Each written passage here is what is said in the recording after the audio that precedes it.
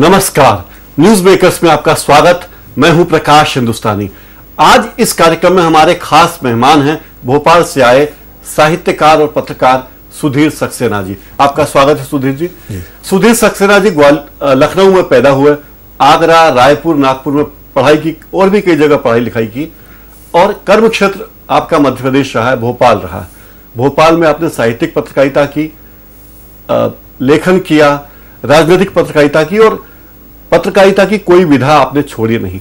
अखबार, पत्रिका, web portal, संवाद एजेंसी, टीवी चैनल, रेडियो, कोई चीज ऐसी बची नहीं जहां आपने काम न किया हो। लेकिन साहित्य की विधा से आपका नाता हमेशा बना रहा। आपकी पहली प्राथमिकता क्या रही, साहित्य या पत्रकारिता? प्रकाश जी, बचपन के कुछ अरसे को अगर छोड़ दें तो मूलतः मैं साहित्यकार हूँ, और सन 67-68 के आसपास से मैंने कविताएं लिखना शुरू किया था। जब आप 13-14 साल के? जाहिर है कि 13-14 साल की उम्र में। और आगरे से निकलने वाले प्रमुख अखबारों और साप्ताहिक पत्रों में मेरी रचनाएं प्रकाशित होती रहीं। और सन 75 में अगर इमरजेंसी नहीं लगी होती तो शायद मैं रचनात्मक लेखन में ही रहता, शायद पत्रकारिता में ना आया होता। तो लेकिन क्या चीज सन 75 के बाद सन 2012 तक रचनात्मक लेखन, साहित्य और पत्रकारिता दोनों का लगभग एक साथ निर्वाह करने का मैंने संजीदगी और ईमानदारी से प्रयास किया। आपने पूछा कि क्या वजह रही कि आप पत्रकारिता में आए।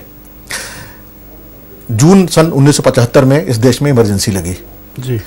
उसके पहले मैं लेखन से जुड़ चुका था। 25 जून 1975 को जगमोहन सिन्हा के एक फैसले के बाद श्रीमती गांधी ने देश में इमरजेंसी लगाई थी। उस वक्त मैं नागपुर में था, कॉलेज में पढ़ रहा था। हम लोगों की एक संस्था थी अभिव्यक्ति जी। उस वक्त प्रतिरोध के तहत और अधिनायकवाद के खिलाफ हम लोगों की टोली ने, जिसमें कि उस वक्त प्रकाश दुबे, विनायक कराड़े, जयशंकर पिल्ले, गोपाल नायडू, विजय शंकर नीलमवार, हरीश अडियालकर, तमाम लोग थे। तो प्रतिरोध को अभिव्यक्ति देने के अपने प्रयोजन के तहत हम लोगों ने पत्रिका निकाली। हम लोगों ने वहाँ गजानन माधव मुक्तबोध व्याख्यान माला आयोजित की, कविताओं की पोस्टर प्रदर्शनी हम लोगों ने आयोजित की। और इमरजेंसी में जिस तरीके की सेंसरशिप थी और जिस तरीके से घटनाएं मोड़ ले रही थी, उसने मुझे शनैः शनैः इस ओर प्रेरित किया कि मैं अभिव्यक्ति के साधन के तौर पर पत्रकारिता का चयन करूं, ताकि मैं अपनी बात और लोगों की वाणी को अधिक से अधिक, लोगों की आकांक्षाओं को, पीड़ा को, व्यथा को अभिव्यक्त कर सकूं। इसके तहत पत्रकारिता से मैं जुड़ा।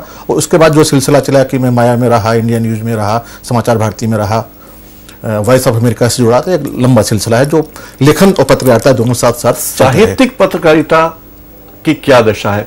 तमाम साहित्यिक पत्रिकाएं, जो बड़ी बड़ी पत्रिकाएं थी, वे तो बंद हो चुकी हैं जी। जो चल रही है लघु पत्रिकाएं हैं। लघु पत्रिकाओं का भी एक दौर था, वो भी लगभग खत्म प्राय हो चला है। तो कहां साहित्यिक पत्रकारिता? देखिए प्रकाश जी, आपने बहुत अच्छी बात की। मध्य प्रदेश में एक छोटा सा शहर है रतलाम जी। रतलाम से आपातकाल में एक साथ हिंदी की 7 लघु पत्रिकाएं प्रकाशित होती थीं। इससे आप अंदाज लगा सकते हैं कि सन 70 के दशक में लघु पत्रिका आंदोलन कितना सशक्त और कितना प्रभावशाली था। उसके बाद 80 के दशक तक एक गंभीर और एक कहना चाहिए सशक्त आंदोलन के तौर पर लघु पत्रिका आंदोलन चला। लेकिन उसके बाद व्यावसायिक पत्रिकाओं ने जिस तरीके से परिदृश्य में दखल दिया, जिस तरीके से बाजारीकरण हुआ, जिस तरीके से भूमंडलीकरण हुआ, और जिस तरीके से हिंदी के विकास ने गति पकड़ी, उसमें लघु पत्रिका आंदोलन उतना सशक्त नहीं रह गया। लेकिन ऐसा कहना कि लघु पत्रिका आंदोलन दयनीय है या बहुत ज़्यादा हाशिए में चला गया, गलत होगा। इस नाते गलत होगा कि आपको याद होगा कि उत्तरार्ध सन 70 के दशक में, वो पहल सन 70 के दशक की बड़ी महत्वपूर्ण पत्रिकाएं थी। और लगभग 3 वर्ष पहले ज्ञानरंजन ने घोषणा की थी कि अब पहल का प्रकाशन स्थगित किया जा रहा है। तो अगर अनुकूल स्थितियां नहीं होती या हिंदी के पाठकों को एक पहल जैसी पत्रिका की प्रतीक्षा नहीं होती, तो ज्ञानरंजन शायद इस बात की घोषणा नहीं करते। अभी कुछ ही दिनों पूर्व, इसी महीने अगस्त के महीने में उन्होंने ऐलान किया है कि आगामी जनवरी से पहल का प्रकाशन फिर से शुरू किया जा रहा है। ये यकीनन एक स्वागतीय कदम है और इसकी हम लोगों को सराहना करनी चाहिए। ब्लॉग्स का जो चलन शुरू हुआ है, क्या इससे लघु पत्रिका आंदोलन प्रभावित हुआ? प्रभावित या दोनों को प्रतिद्वंदी के तौर पर देखने के बजाय पूरक के तौर पर आप क्यों नहीं देखते? पूरक के तौर पर ही देखा। इसे पूरक के तौर पर देखिए। ये मानिए कि जिस तरह से लघु पत्रिकाओं ने हिंदी साहित्य की अनेक विधाओं को व्यावसायिक पत्रिकाओं के दौर में भी जीवित रखा, उसी तरह से ब्लॉग या ट्वीट या तमाम चीजें जो आज इधर आ रही हैं वो कहीं ना कहीं लघु पत्रिकाओं के ही प्रयोजन को विस्तार दे रही हैं। पत्रकारिता में बाजारवाद और मनोरंजन बहुत हावी होता जा रहा है। इंटरटेनमेंट पत्रकारिता हो गया है, सही मुद्दे उठाए नहीं जा रहे हैं। तेहरान में प्रधानमंत्री ने क्या बात कही, उसका क्या असर होगा अंतर्राष्ट्रीय परिदृश्य पे, इससे ज्यादा बनिस्बत नरेंद्र मोदी का एक बयान ज्यादा महत्वपूर्ण हो जाता है, ऐसा क्यों? देखिए, ये मुझे कहना चाहिए और कहने मुझे क्षोभ भी नहीं होना चाहिए कि प्रिंट मीडिया और उससे कहीं ज़्यादा इलेक्ट्रॉनिक मीडिया उन तमाम चीज़ों को ज़्यादा तरजीह देता है जो मानवीय सरोकारों से ज़्यादा महत्व नहीं रखते हैं। खेल, फिल्म और क्राइम, इन तीनों चीज़ों ने प्रिंट और इलेक्ट्रॉनिक मीडिया का अधिकांश स्पेस घेर रखा है। आज की तारीख में मुझे आश्चर्य हो रहा है और मुझे अच्छा भी लग रहा है कि आप न्यूज़ मेकर में कलाकारों, साहित्यकारों को बुलाते हैं, उनसे बातचीत करते हैं, लेकिन हिंदी में एक भी चैनल या एक भी अखबार ऐसा नहीं है जो यह दिखाए कि कौन सा कलाकार क्या पेंटिंग बना रहा है, कौन सा गायक इस वक्त किस संगीत साधना में रत है, या राजेंद्र यादव ने या फला साहित्यकार ने या ज्ञान रंजन ने क्या कहानी लिखी है, या ज्ञान रंजन पहल निकालने जा रहे हैं, ये कितने चैनलों में आया है, कितने अखबारों में छपा है, कितनी पत्रिकाओं ने इसको नोटिस लिया। ये दुर्भाग्यपूर्ण है बहुत ज्यादा। हिंदी के आंदोलन को लेकर आप पूरी दुनिया में घूमते रहते हैं, कजाकिस्तान में, कहीं ब्रिटेन में, कहीं यूएस में, कहीं कनाडा में, तमाम दुनिया के देशों में, दर्जनों देशों में आप घूमते हैं, वहां साहित्यिक गोष्ठियों में भाग लेते हैं, कई सम्मान आपको अंतर्राष्ट्रीय स्तर के मिल चुके हैं। तो वहां हिंदी की दशा क्या है और यहां हिंदी की दशा क्या है? प्रकाश जी, हिंदी की दशा हिंदुस्तान में जितनी अच्छी होनी चाहिए थी उतनी ही बुरी है। हिंदुस्तान में हिंदी आपकी रोजी और रोटी का उस तरह से जरिया नहीं बन सकी जिस तरह से उसे बनना चाहिए था। लेकिन मुझे खुशी है, लोग कहते हैं कि आप शब्द सत्ता के सहारे जीवन में प्रतिष्ठा और सम्मान नहीं पा सकते, रुचि नहीं पा सकते, और मैं आपके सामने जो खड़ा हूं और सम्मान पूर्वक खड़ा हूं वह सिर्फ शब्द सत्ता के कारण है, सिर्फ लेखन के कारण है। और इस लेखन के कारण मुझे चीन, जापान, सोवियत संघ, पूर्ववर्ती सोवियत संघ, तुर्की, दक्षिण अफ्रीका, नेपाल, मिस्र आदि तमाम देशों में जाने का मौका मिला, कहीं अनुवाद के सिलसिले में और कहीं किसी व्याख्यान में या कहीं आपसी विमर्श में भाग लेने के लिए। तो मैं जहां भी गया हूँ, चाहे वो दक्षिण अफ्रीका हो या सोवियत संघ पूर्ववर्ती, आज रूस में, आर्मीनिया में या अन्य उस देशों में बढ़ चुका है, वो हिंदी को लेके जिज्ञासा भी है, उत्सुकता भी है, लेकिन भारतीय दूतावासों को या भारतीय सरकार को हिंदी के उन्नयन के लिए, हिंदी के प्रचार प्रसार के लिए और हिंदी की प्रतिष्ठा के लिए जो उपक्रम करना चाहिए थे वो नहीं हो रहे हैं। ये बहुत क्षोभ और दुर्भाग्य की बात है। फ्रांसीसी, फ्रेंच भाषा सिखाने के लिए फ्रांस की सरकार, उसके दूतावास पूरी दुनिया में अभियान चलाते हैं। हमारी सरकार फ्रांस ही नहीं, आप स्पेन को देखिए। हाँ। स्पेन और फ्रांस जैसे देशों ने अपनी भाषा को अंग्रेजी के अधिनायकवाद या वर्चस्व से बचाने के लिए जिस तरीके से कानूनी और सांस्कृतिक उपक्रम किए हैं, जिस तरीके से विधायी स्तर पर भी और सांस्कृतिक स्तर पर भी वो लोग जिस तरीके से कदम उठा रहे हैं या उपाय किए हैं, अगर उसका 10% उपक्रम भारत सरकार या हिंदी समाज, सिर्फ भारत सरकार ने या हिंदी समाज करे तो हिंदी की दशा सुधरने में मुझे नहीं लगता कि बहुत ज्यादा देर लगेगी। आपने अयोध्या पर भी लगातार एक सीरीज लिखी है। आपने कहा इमरजेंसी के कारण आपने पत्रकारिता शुरू की। जी। जब अयोध्या का कांड हुआ तब आपने लगातार एक सीरीज लिखी थी कविताओं की, अयोध्या 1, अयोध्या 2, 1 दर्जन से ज्यादा कविताएं थी। क्या रिस्पांस? अयोध्या को लेके 14 कविताएं मैंने लिखी थी जी। और अयोध्या एक शहर नहीं है जी, अयोध्या एक मिथक है। हाँ। अयोध्या एक प्रतीक है हमारे तई। अयोध्या एक ऐसा सांस्कृतिक मिथक है जो हम लोगों के मनोमस्तिष्क को लगातार मथता रहता है। भारतीय सांस्कृतिक परंपरा में अयोध्या का अद्वितीय स्थान है जी।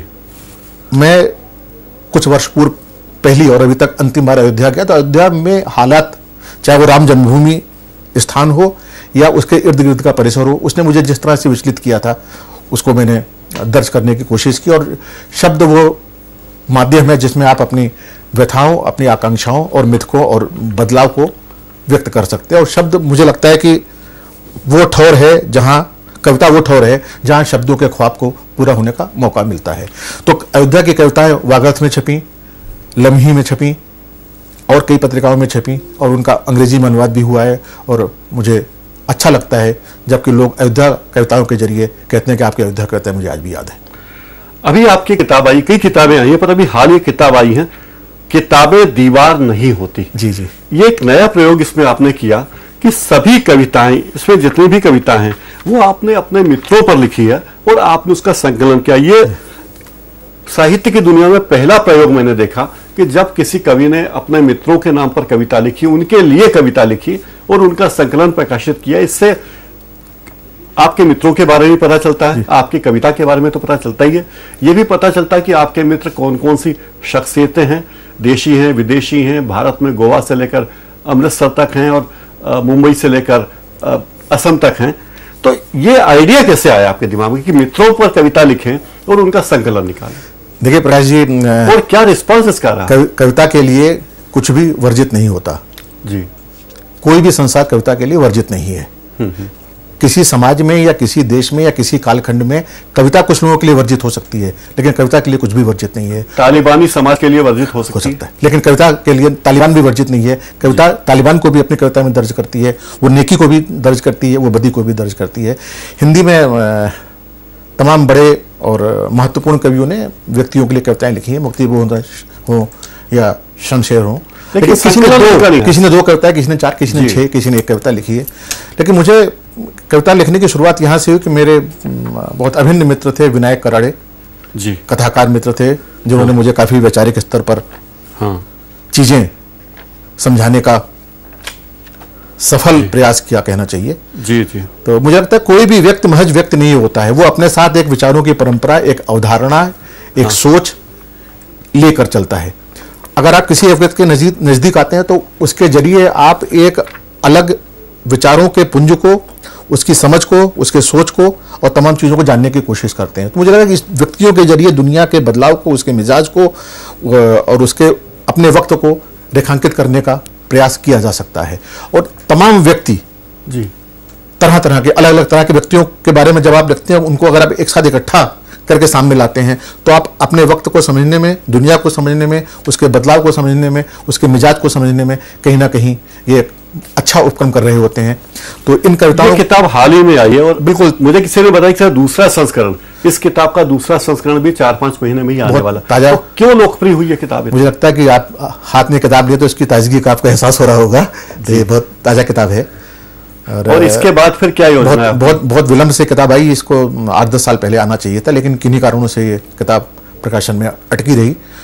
और इस किताब की सराहना में मुझे अभी तक जितने फोन आए हैं, मेरी जिंदगी भर के फोन एक तरफ कर दीजिए, उस किताब की कविताओं को लेकर पिछले 1 महीने में जितने फोन आए हैं, इसमें सालिम अली के बारे में कविता है, सोमदत्त के बारे में कविता है, सुधीर बनर्जी साहब के बारे में, ललित जोशी के बारे में, सालिम अली साहब के बारे में, सालिम अली साहब, निर्मला भुराड़ी जी के बारे में, या नृत्यांगना प्रतिमा बेदी के बारे में कविता है। प्रतिमा बेदी ने मुझे एक चिट्ठी लिखी थी जब मैंने उनको एक कविता भेजी थी, तब वो जीवित थी। उन्होंने उस चिट्ठी में अपने हाथ से लिखा था कि सुधीर, तुमने यह कविता लिखकर मुझे अमृतत्व प्रदान किया है। You have given immortality to me Sudhir by writing this poem. ये प्रतिमा बेदी के शब्द थे। तो इस कविता संकलन की जिस तरह सराहना हो रही है, मैं तो ये कहूँगा कि मैं कोई बहुत बड़ा कवि नहीं हूँ, बहुत विनम्रतापूर्वक, लेकिन ये जरूर कहना चाहूँगा कि मैंने, चाहे वो कविता कर्म हो या पत्रकारिता कर्म हो, मैंने उसे बहुत गंभीरता से, बहुत तल्लीनता से और दिल से करने की कोशिश की है, ईमानदाराना प्रयास किया है। उसके नतीजे क्या निकले हैं वो बात की बात है। पत्रकार भी हैं आप जी। पत्रकारिता में संपादक नाम की संस्था विलुप्त होती जा रही है, क्या कहेंगे आप? बहुत दुर्भाग्य की बात है, लेकिन मैं आपसे सहमत हूँ कि पत्रकारिता में एक वक्त पराड़कर जी या गणेश शंकर विद्यार्थी या माखनलाल चतुर्वेदी जैसी हस्तियाँ हुआ करती, जिन्होंने पत्रकारिता को एक पहचान दी, प्रतिष्ठा दी। और आप तो बम्बई में रहे हैं, धर्मयुग से वाकिफ हैं। धर्मवीर भारती जैसे व्यक्ति ने संपादक के तौर पर हिंदी में एक प्रतिमान स्थापित किया था, वो परंपरा का कहीं ना कहीं लोप हो चुका है। आज ऐसा कोई शख्स हमें नजर नहीं आता है परिदृश्य में जो राजेंद्र माथुर साहब या डॉक्टर धर्मवीर भारती के जूतों में पांव डाल सके या उनकी परंपरा के निर्वाह का दावा कर सके। बहुत छुटपुट स्तर पर हाशिए में 1-2 संपादक हैं जो ये काम कर रहे हैं, अन्यथा आज के बाजारीकरण के दौर में पत्रकारिता में मालिकों का दखल इतना ज्यादा है कि उन्हें संपादक के बजाय ऐसे लोग चाहिए जो उनके कहीं ना कहीं हितों की पूर्ति में सहायक हो सकते हों। मतलब उनके लिए पीआर का काम करें, उनके अखबार के लिए। प्रकाश जी, आप याद करिए, एक वक्त ऐसा था कि मालिक जिस वक्त संपादक काम कर रहा होता तो उसके कमरे में प्रवेश नहीं करता था। संपादक की गरिमा, संपादक की प्रतिष्ठा इतनी ज़्यादा थी कि वो अपने आप में एक संस्था हुआ करता था। वो एक लेखकों की पूरी टीम के साथ साथ पत्रकारों की एक पूरी टीम को जिस तरीके से पुष्पित और पल्लवित करता था, उसके कारण उन्हें बड़े सम्मान की दृष्टि से देखा जाता था। लेकिन आज वो स्थिति कतई नहीं है। परिदृश्य बदल रहा है और इतना स्याह भली ना हो, लेकिन वो स्याह है और उसमें बहुत ज़्यादा कहें तो धूसर है, लेकिन श्वेत या चमकीला कतई नहीं है। इससे मुक्ति कैसे संभव है? मुक्ति हिंदी समाज अगर सामूहिक तौर पर उपक्रम करे और ऐसे लोगों को नकारे या लगातार आग्रह करे कि हमें आपके अखबार में या आपके चैनल में या आपकी पत्रिका में वो चीज़ें पढ़ने को नहीं मिल रही हैं या अच्छे लोगों को या अच्छी रचनाओं का उसमें अभाव है, तो जाहिर है वो इस ओर प्रवृत्त होंगे और इसमें पाठक मंच या प्रेक्षक या लेखक या उदीयमान पीढ़ी बहुत सकारात्मक भूमिका निभा सकती है। सुधीर जी, आप हमारे स्टूडियो पधारे, आपने हमसे बहुत सारे मुद्दों पर बातचीत की। आपका बहुत बहुत धन्यवाद। आपने मुझे आमंत्रित किया, आपका आभारी हूँ, बहुत बहुत शुक्रिया। न्यूज़ मेकर्स में फिलहाल इतना ही।